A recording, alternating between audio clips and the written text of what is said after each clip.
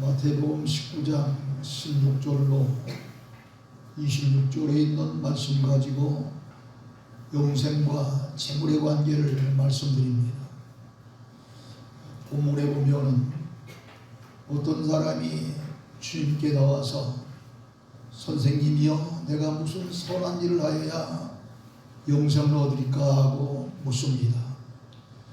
그 사람은 본문 22절과 마가복음 10장 22절에 보면은 재물이 많은 사람이라고 말씀하고 있습니다. 또 누가복음 18장 18절에 보면은 오늘날 공무원과 같은 관리라고 그렇게 기록이 되어져 있습니다. 그리고 본문 20절에 보면은 청년이라 또 이렇게 말씀하고 있습니다. 그러므로 세상 사람들이 원하는 행복의 조건을 거의 다 갖춘 사람이 바로 본문에 나오는 주인공입니다.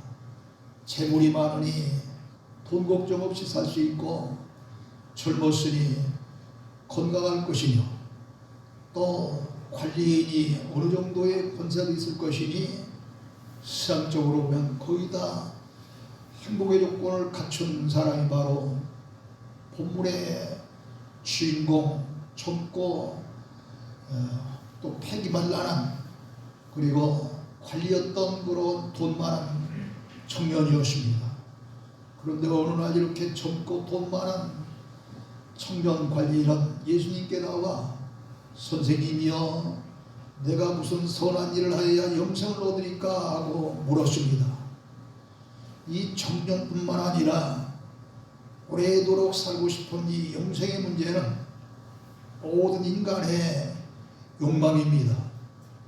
전도서 3장 11절에 보면 사람들에게 영혼을 사모하는 마음을 주셨느니라 하는 그런 말씀이 있는데 본래 하나님께서 모든 인간에게 영원토록 살고 싶은 그런 마음을 주셨기 때문에 이 영생의 욕망은 인간적인 그런 본능이라고 할 수 있습니다.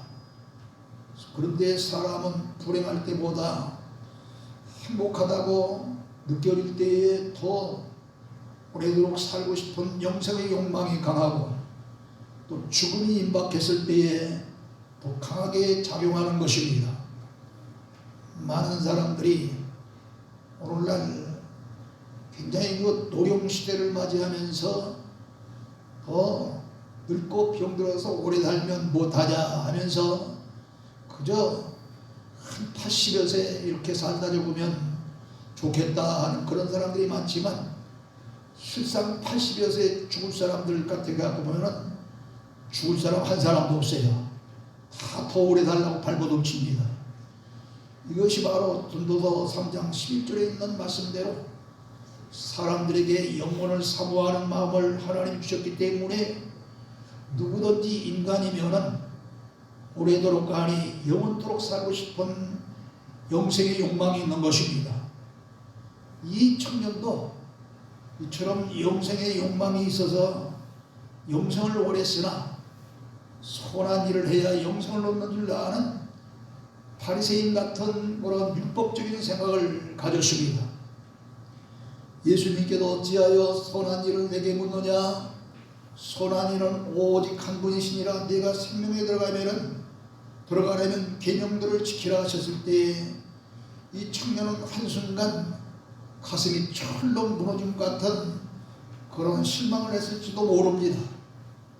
왜냐하면 지금까지 여러 계명들을 잘 지키면서 나름대로 잘 살아왔다고 생각했기 때문입니다.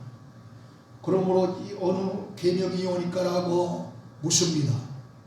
도대체 계명들을 잘 지키면서 살았는 줄 알았는데 어떤 계명을 내가 못 지켰기에 이런 말씀을 하셨는가 하면서 도대체 어떤 계명입니까 하고 물은 거예요. 그때 예수님께서 18절로 19절에서 무슨 말씀을 하십니까? 대인관계, 다시 말하자면 살인하지 말라, 간음하지 말라, 도둑질하지 말라, 거짓 증언하지 말라, 네 부모를 공경하라, 네 이웃을 네 자신과 같이 사랑하라 하는 이런 이 사람과 사람 사이의 대인관계에 대한 계명을 말씀하시자 이 청년은 자신 있게 말합니다. 이 모든 것을 제가 다 지켰사온데 아직도 무엇이 부족합니까? 묻습니다. 그러나 여기서 우리가 주의할 점은 예수님은 영생을 얻으려면 더욱더 계명을 잘 지켜야 한다고 교훈하는 것이 아니라는 말씀입니다. 여기에 굉장한 그런 중요점을 말씀하고 있는 거예요. 이게 얼핏 보면 계명을 잘 지키라고는 말씀 같지만 이 계명을 다 잘 지켜야만 영생을 얻으리라 교훈하시는 말씀이 아니라는 겁니다. 지금 계명과 같은 율법은 사도 바울이 로마서 3장 20절 24절에서 강조한 대로 인간의 무능력과 부족함, 또 자신이 그런 제약된 등을 깨닫게 해서 결국 내 힘으로는 의인이 될 수도 없고 구원받을 수도 없지만 그리스도의 공로를 의지함으로 말미암아 구원을 얻게 할 목적으로 주어진 것입니다. 그러므로 갈라디아서 3장 24절에서도 이같이 율법이 우리를 그리스도께 인도하는 초동교사가 되어 우리로 하여금 믿음으로 말미암아 의롭다함을 얻게 하려 함이니라 하는 이런 말씀을 하신 줄로 믿으시기를 바랍니다. 그러니까 율법이라고 하는 것은 우리로 말미암아 이 율법을 지키지 아니하고 계명이나 율법은 거의 같은 동의어예요. 이런 율법을 지키지 아니하면은 죄인이라고 하는 그 사실을 깨닫게 함으로 말미암아 나는 어떤 방법으로든지 율법을 다 지킬 수 없는 그런 존재이기 때문에 결국은 죄인이로구나. 그렇다면 어떻게 해야 의인이 될 수 있느냐? 오직 믿음으로만이 의인이 될 수 있다고는 이 사실을 가리키기 위한 초동교사 같은 그러한 의무를 띈 것이 바로 율법이다 하는 그런 이야기입니다. 그런데 청년은 이 사실을 깨닫지 못하고 자신만만했기 때문에 주님은 더 큰 율법에 멍에를 주어 자신의 무능력을 깨닫게 하실 의도로 21절에서 내가 온전하고자 할진대 가서 네 소유를 팔아 가난한 자들에게 주라. 그리하면 하늘에서 보화가 내게 있으리라. 그리고 와서 나를 따르라. 이렇게 말씀하신 것입니다. 가서 내 소유를 팔아 가난한 자들에게 주라는 말씀은 참 지키기 어려운 관문입니다. 하나님 없이 사는 세상 사람들은 물질이 없으면 다 죽는 줄로 압니다. 예수님을 믿는 우리도 문자 그대로 내 소유를 다 팔아 가난한 자들에게 다 주고 와서 나 예수를 믿으란다면 죄송한 말씀이지만 교회 나올 사람이 과연 몇 명이나 되겠습니까?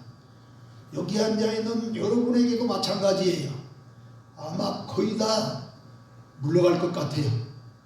아니 지금 가지고 있는 재산 다 팔아서 가난한 사람들에게 나눠주고 빈털 들고 교회 나오라고 한다면 나올 사람 있어요 여기?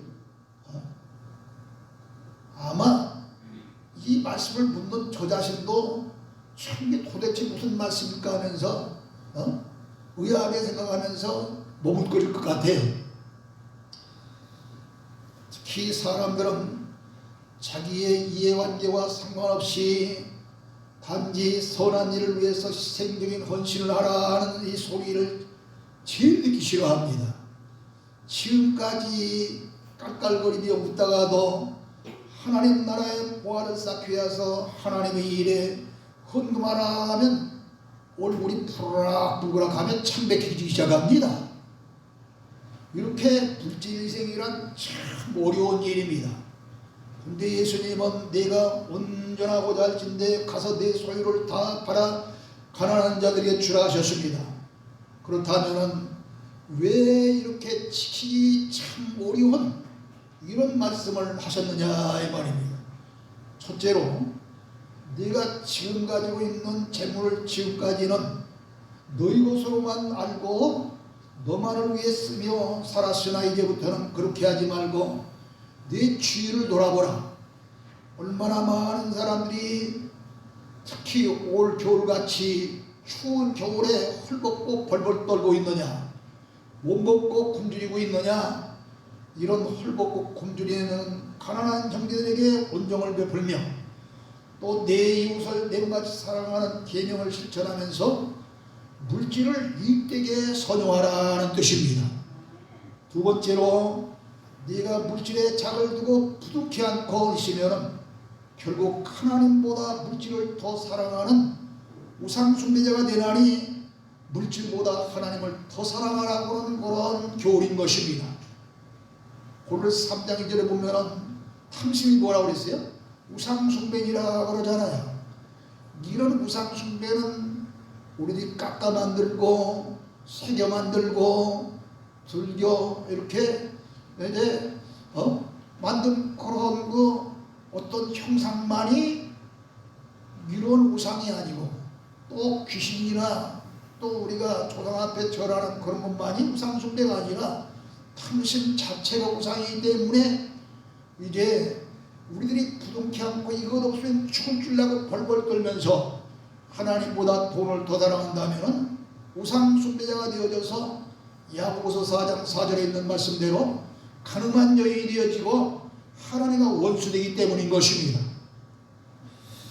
욥기서 1장 20절로 22절에 보면 욥이 어느 날 사탄의 시험으로 말미암아 원치 아니하게 사랑하는 10자녀, 그 가운데 아들이 7이고 또 셋이 미스코리아 같은 그런 아주 아리따운 그런 딸이었잖아요.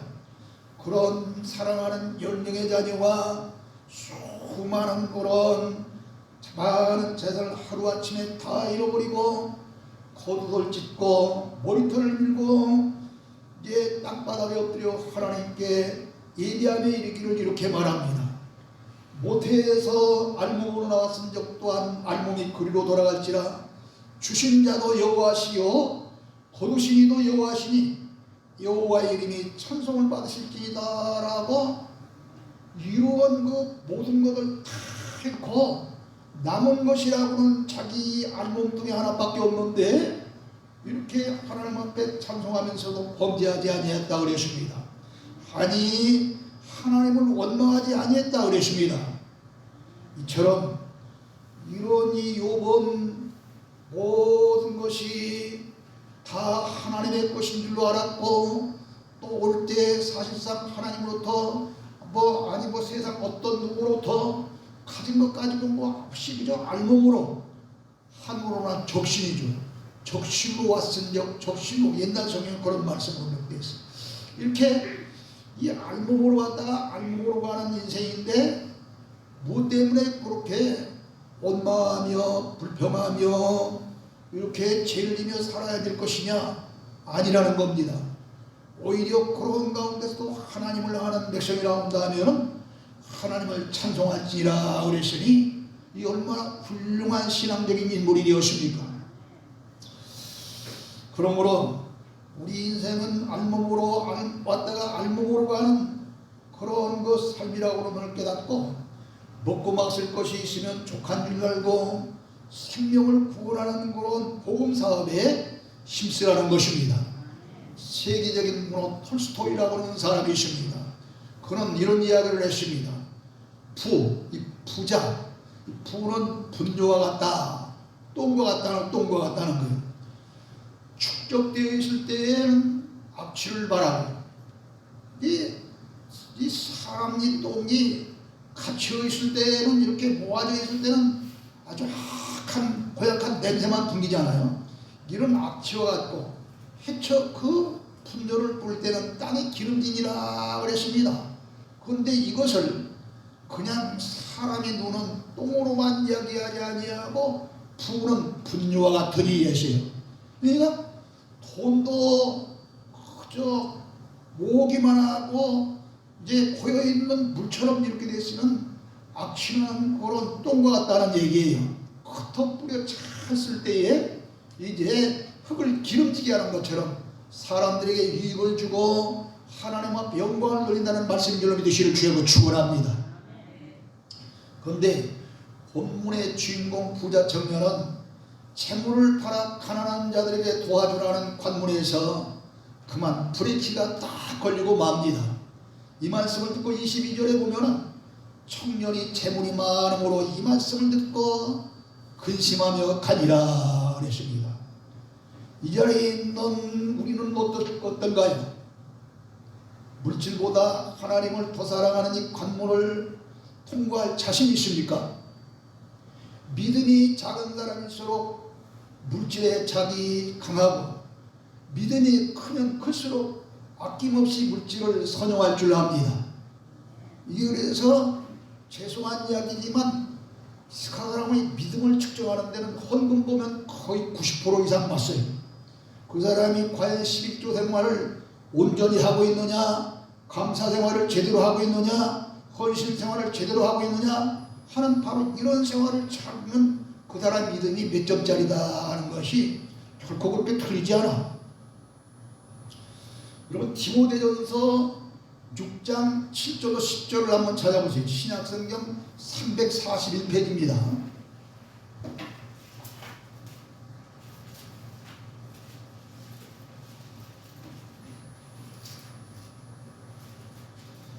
신약성경 341페이지 디모데전서 6장 7절로 10절을 보십니다. 제가 한 절 여러분이 한 절 그렇게 보세요. 우리가 세상에 아무것도 가지고 온 것이 없음에 또한 아무것도 가지고 가지 못하리니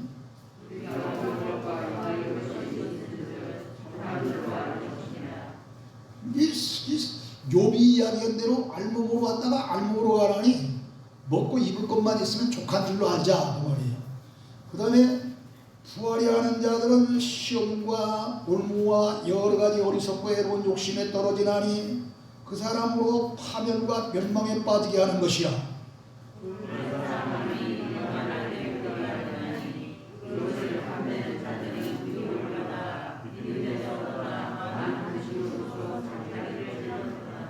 아멘. 이 부자가 되려고는 탐심이 많은 사람들은 여러 가지 시험과 이 올무와 어리석고 해로운 그런 욕심에 떨어져서 결국은 파멸과 멸망에 빠질 수밖에 없는 그런 사람이 되고 만다는 겁니다. 그러므로 이 돈이라고 하는 것은 선하게 쓰지 아니하고 자기의 사용을 위해서 쓰고 자기의 사용을 위해서 모으려고 할 때는 일만하게 뿌리가 되고, 그 탐내는 자들은 세상에서 미혹을 받아 결국은 믿음에서 떠나 파는 근심으로 자기를 찔렀도다 그랬습니다. 여러분 가룟 유다 보세요. 불과 30에 예수님을 팔아먹고 목매달아 죽고 자기가 구원받지 못하고 12제자들은 떨어지고 말지 않습니까? 아니 오늘 현실을 보세요. 감옥에 들어가 있는 사람들 거의 다 돈 때문이 아닙니까? 이 돈 욕심 때문에. 이렇게 돈 욕심 부리면 믿음에서 떨어지고 결국은 자기를 찔르는 그런 일밖에 없다는 얘기예요. 근데 이 젊은 청년, 이 젊은 관리 출신으로 재물이 많은 사람이었지만 물질의 잡 때문에 근심하며 자기를 찔르고 말았습니다. 그래서 주님의 곁을 떠나서 버림받은 사람이 되었으나 우리는 물질을 선용할 줄 아는 사람이 바로 하나님이 말하시는 성도인 줄로 믿고 물질을 가진 물질을 하나님 앞에 선용할 줄 아는 믿음의 귀한 성도 여러분 되시기를 주의 이름으로 축원합니다. 주님은 그리고 와서 나를 쫓으라 나를 따르라 말씀하셨어요. 자기 소유를 팔아 가난한 자들이 좋아서 나를 따르라는 것입니다. 이것이 영생으로 가는 하나의 관문입니다. 얽매이기 쉬운 것을 벗어버리고 예수님을 쫓으라는 것입니다. 경주하는 사람들이 이 옷을 입고 그대로 경주하지 않습니다. 팬티 하나만 차고 경주하잖아요. 왜 그래요? 이런 고추장스러운 것을 입고 달리면은 이 제대로 달릴 수 없기 때문에 다 벗어버치는 겁니다. 이처럼 이 물질이 하나님 앞에 가는 데에는 얽매이 씌운 그런 것이기 때문에 벗어버리라는 거예요. 지금 예수님이 누구십니까? 마태복음 7장 13절에 보면 예수님은 좁은 문이다 그랬습니다. 많은 사람들은 멸망으로 가는 그런 이 세상길을 택하지만 영생을 얻기 위한 그런 사람들은 좁은 길이라고 하는 좁고 협착한 길, 예수님이 제시한 그 길로 가는 길이기 때문에 예수님은 좁은 문이라는 것이에요. 마태복음 25장 1절에 보면은 우리 예수님은 우리의 신랑이시다 그랬습니다. 요한복음 8장 12절 9장 5절에 보면 예수님은 세상의 빛이라고 그랬습니다. 생명의 빛이라고 그랬습니다.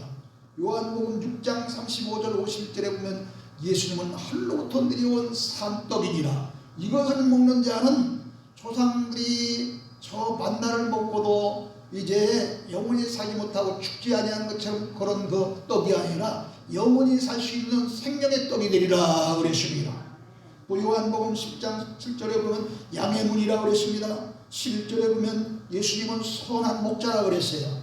요한복음 14장 6절에 보면 예수님은 천국에 가는 길이요 천국에 갈 수 있는 진리를 제시하는 그런 말씀이며 또한 영원한 생명이시라고 말씀하셨습니다. 그러기에 나는 길이요 진리요 생명이라고 말씀하시지 않았어요? 또한 요한복음 11장 25절에 보면 나는 부활이요 생명이라 그랬습니다.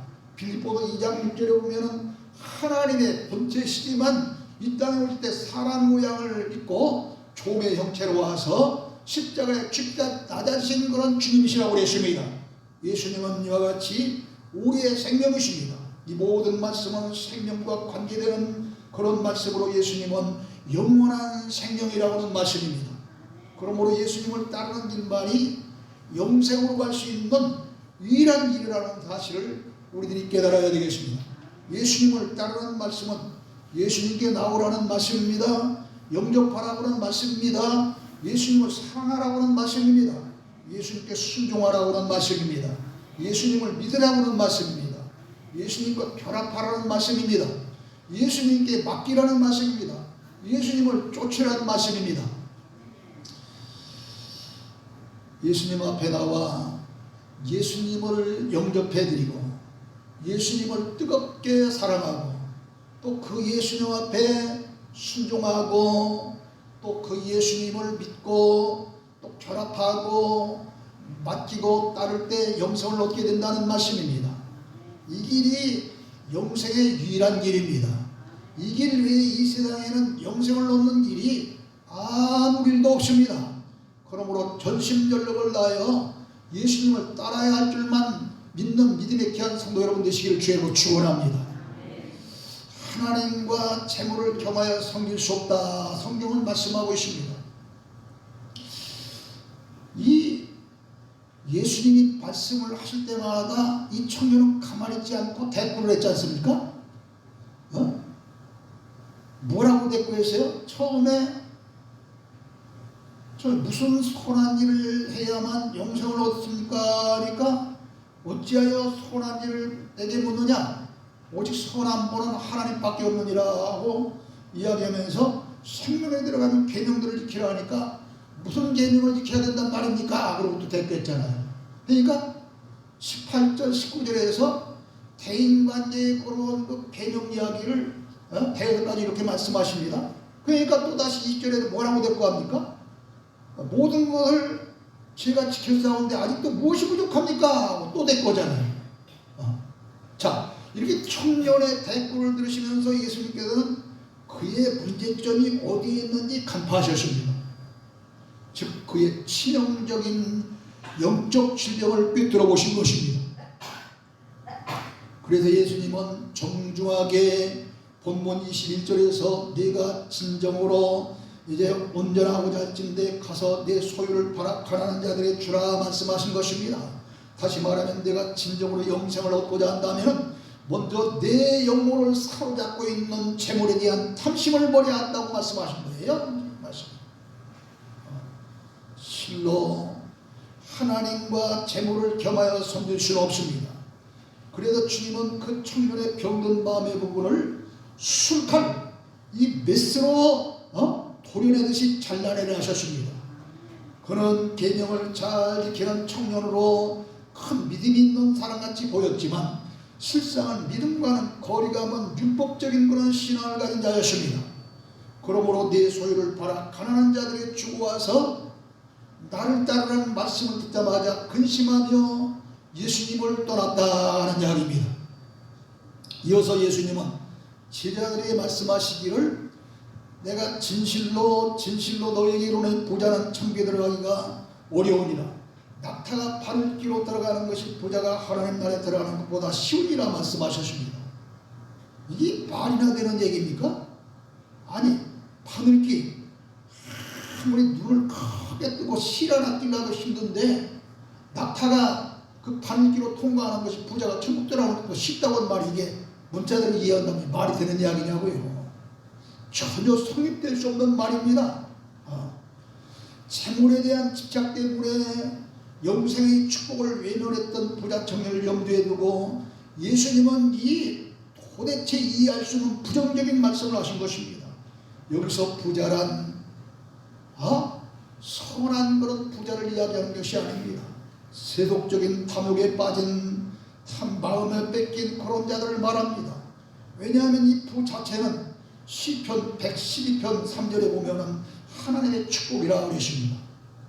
구약시대에는 하나님의 축복이 거의 다 물질의 축복, 건강의 축복 그런 거였어요. 지금도 마찬가지입니다. 부가 결코 죄가 될 수 없고 부가 결코 나쁜 것이 아닙니다.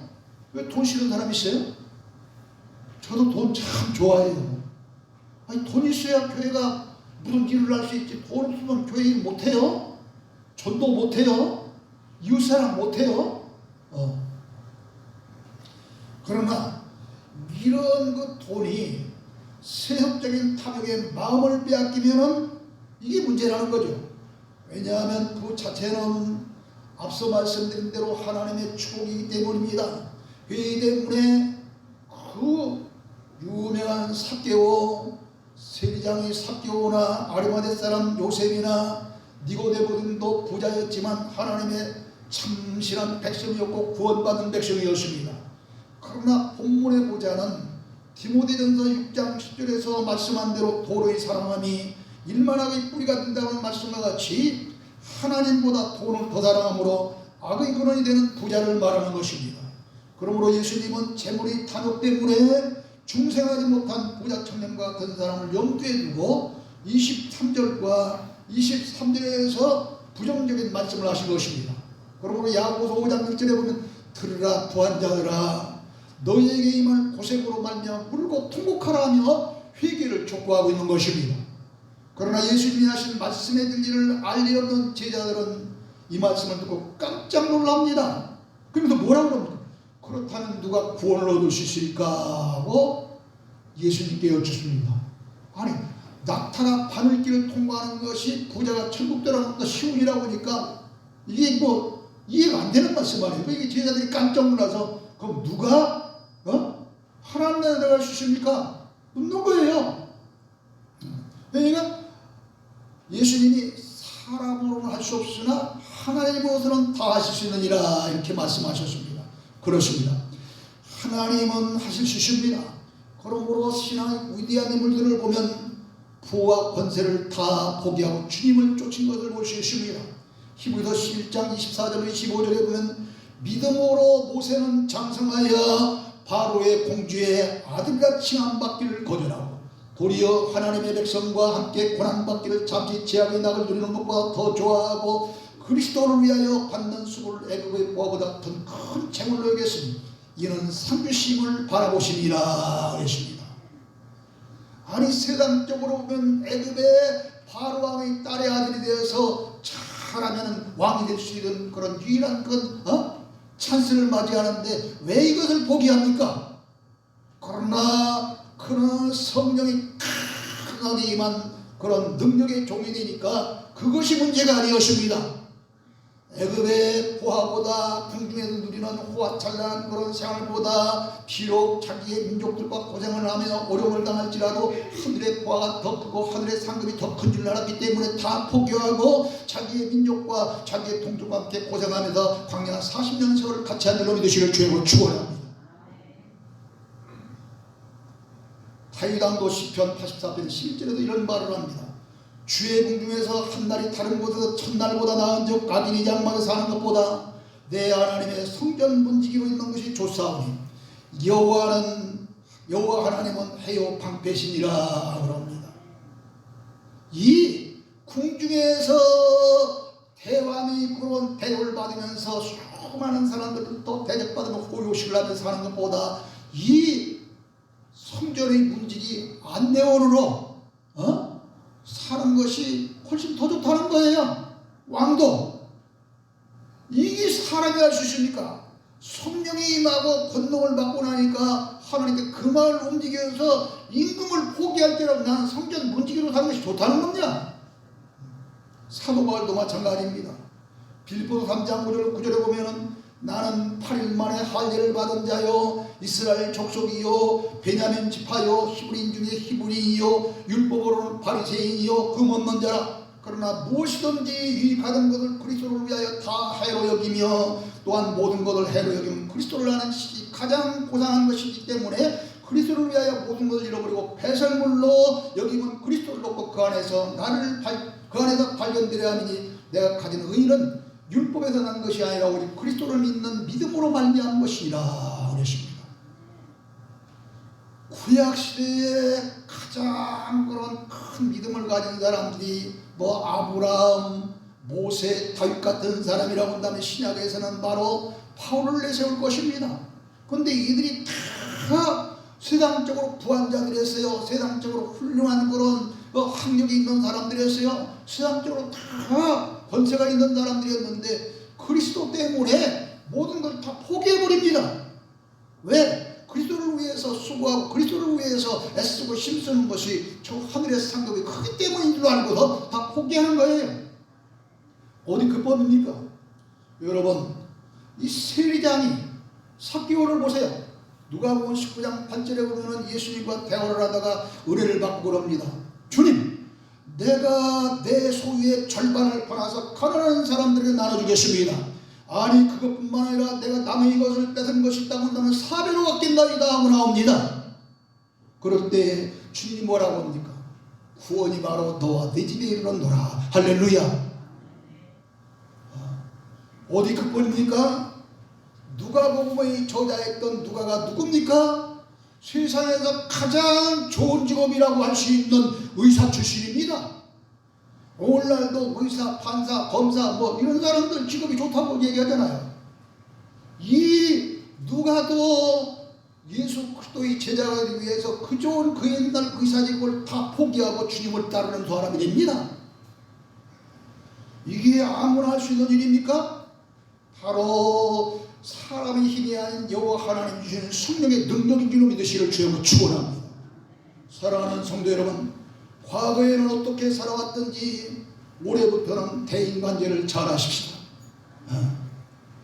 대인관계 무엇보다도 가정에서부터 잘해야 돼요. 아들, 딸을 대할 때에도 내 아들, 딸이라고 생각하지 말고 하나님의 사랑하는 아들, 딸로 생각하면 대해야 되는 거예요. 며느리 함부로 대하지 말고 그들도 다 하나님의 사랑이에요. 지금 예수를 믿든 안 믿든 앞으로 믿을 그런 모든 사람들 아닙니까? 믿을 수 있는. 또 이 교회 안에도 마찬가지입니다.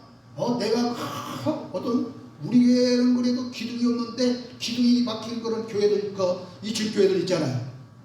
목사님 예배기 싫어서 기둥기양에서 드린대요, 예배를. 세상에 그런 나라에 무슨 예수 믿는 사람입니까? 그들도 놀라세요. 목사님 보기 싫으면 나오지 말아야지 차라리. 교회가 한둘이에요. 다른 데 가버리지. 아니 여러분, 이렇게 하면 어떻게 구원받습니까? 여러분, 모두 내 마음속에 지금까지 미워했던 사람들, 멀리했던 사람들, 원수시했던 사람들, 여러분 모두 다 용서하시고 자기처럼 사랑할 줄 아는 귀한 성도 여러분 되시길 주여 축원합니다. 뿐만 아닙니다. 이제 세상의 재물보다 하나님을 더 사랑하고 섬겨야지, 이 하나님보다 재물을 더 사랑하는 성도가 되면 안 되겠습니다. 세상 일이 아무리 바빠도 주님을 따르는 일에 게을리지 말고 전심전력을 해야 되겠습니다. 그리하여 재물이 많고 젊고 권세가 있는 이 관리 청년처럼 영생에 관심을 가지고도 재물이 탐심 때문에 주님에게 들떠나서 영원히 버림받은 사람 되지 말고 우리 모두 주님이 요구하시는 관문을 잘 통과하여 영생의 길로 갈 수 있고 이 땅에서도 영원히 잘같이 범사가 잘 되고 강건한 축복을 받는 믿음의 성도 여러분 다 되시기를 주님의 이름으로 축원합니다. 하나님 아버지 은혜를 감사합니다. 오늘 이 젊은 청년이 우리들이